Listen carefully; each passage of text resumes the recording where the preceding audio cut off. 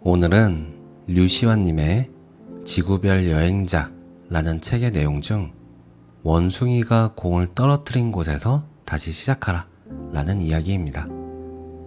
12년마다 한 번씩 열리는 인도 최대의 축제 마하쿰브멜라, 과거, 현재, 미래의 모든 카르마를 씻는 대축제라는 의미가 있다고 합니다. 마하쿰브멜라에 참석하기 위해 설레는 마음을 안고 뭄바이 공항에 도착한 나는 출발부터 장애물에 부딪혔다. 델리행 연결편 비행기가 짙은 안개를 이유로 이륙이 취소된 것이다. 하는 수 없이 뭄바이의 호텔에서 하룻밤 묵었으나 북인도 대륙을 장악한 안개는 물러날 기미가 보이지 않았다.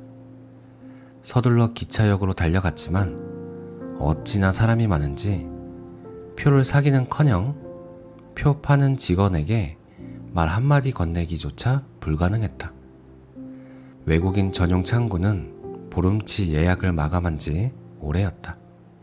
그렇게 해서 한 달 전부터 치밀하게 계획한 마하쿰브멜라행이 여지없이 숲으로 돌아가고 말았다.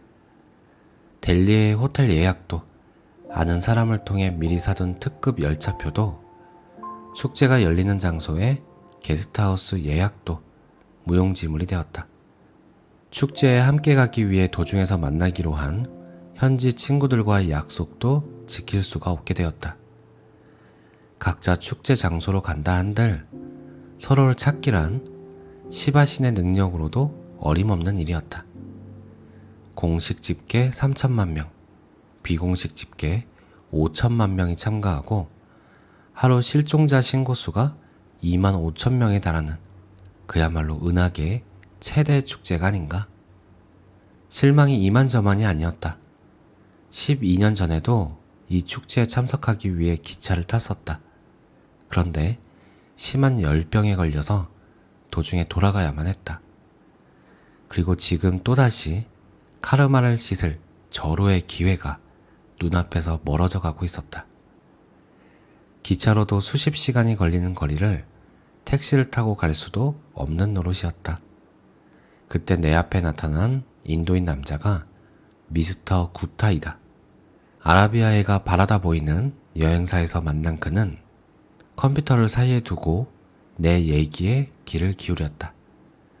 나는 어떻게든 마하쿰브멜라 축제에 가겠다는 열의로 가득 차 있었고 동시에 그것이 좌절될 것만 같아 시리에 차 있었다. 오랜 친구들과의 약속을 지키지 못하게 된 것도 마음을 무겁게 했다. 사실 인도 여행 중에 이런 일을 겪은 적이 한두 번이 아니었다.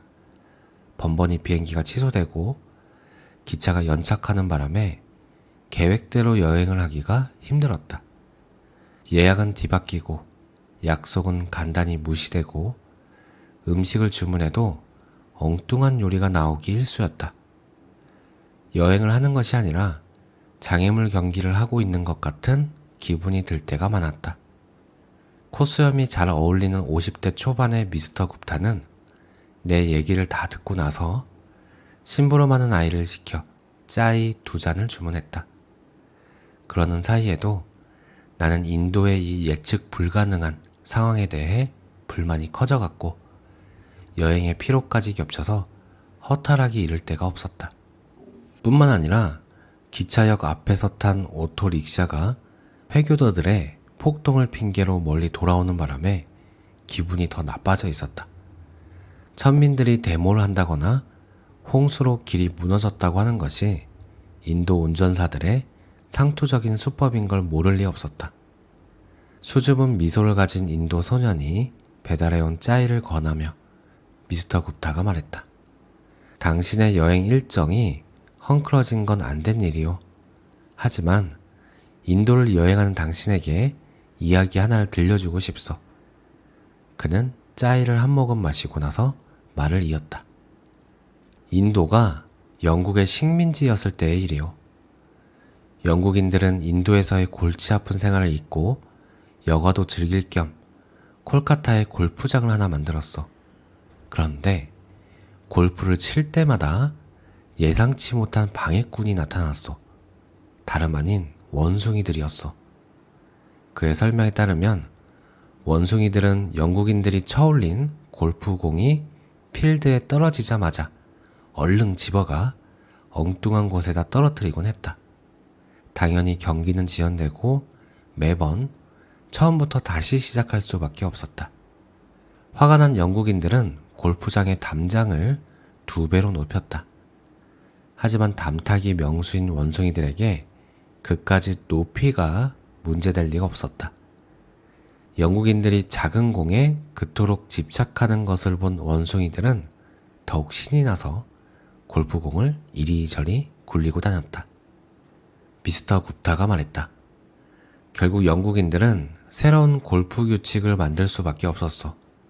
그것은 원숭이가 골프공을 떨어뜨린 바로 그 자리에서 경기를 진행하라는 것이었어. 물론 이 새로운 규칙은 예상 밖의 결과를 가져오기 마련이었어. 엉뚱한 곳으로 골프공이 날아갔는데 원숭이들이 그 공을 주워다 홀컵에 떨어뜨리는 행운을 맛본 사람도 있었고, 혹은 간신히 홀컵 가까이 공을 보냈는데 원숭이가 재빨리 집어가 물속에 빠뜨리는 불운한 경우도 있었다. 다시 짜이잔을 들며 미스터 굽타가 내게 물었다. 영국인들이 그 골프 경기에서 배운 것이 무엇인지 아시오? 나는 묵묵히 고개를 끄덕였다. 그들이 무엇을 배웠는지 알 것 같았다. 아마도 골프 경기만이 아니라 삶 또한 그렇다는 것을 배웠을 것이다. 삶에서 일어나는 일들을 자신의 계획대로 다 조종할 수는 없다는 것을. 매번의 코스마다 긴 꼬리 원숭이가 튀어나와 골프공을 엉뚱한 곳에 떨어뜨려 놓는 것이 삶이라는 것을. 미소를 지으며 미스터 굽타가 말했다. 당신에게 내가 해줄 수 있는 조언은 이것이요. 좌절하지 말고 즐거운 마음으로 원숭이가 골프공을 떨어뜨린 바로 그 자리에서부터 여행을 계속하라는 것이요. 물론 나는 그의 충고를 받아들여 원숭이 신인 한우만이 정해준 그 자리에서부터 다시 여행을 시작했다. 며칠 늦기는 했지만 인내심을 갖고 기다려준 친구들과도 감격적으로 재회할 수 있었고 12년 동안 벼르고 벼르던 마쿤부멜라 축제에도 참가해 새벽의 겐지스 강물에 무사히 내 카르마를 씻어보낼 수 있었다. 멋진 충고 아닌가? 원숭이가 경기를 방해할 때마다 원숭이가 공을 떨어뜨린 바로 그 자리에서부터 다시 시작하라. 오늘 내용은 여기까지입니다.